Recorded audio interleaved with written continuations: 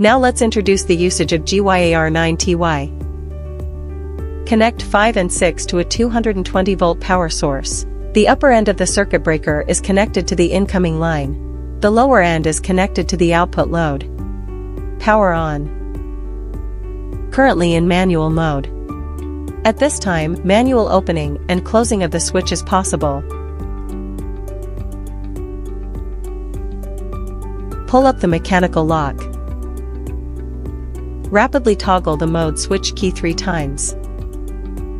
At this time, the indicator light flashes red, indicating that it has entered the network configuration state. Connect the phone to a 2.4 GHz network. Open the Tuya app. Add device. Connect to the same network as your phone. Waiting for product addition. After adding, click Finish to enter the product control page. At this time, remote switching on and off is possible. A timing function can be set here. There are 3 modes to choose from.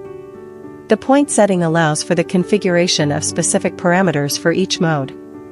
Now let's demonstrate the overlap mode.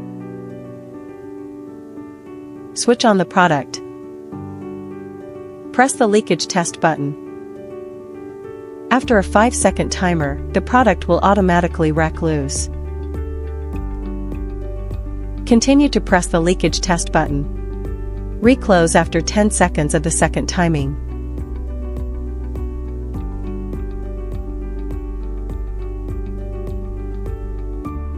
The third time is 50 seconds. It can be set as required in the settings.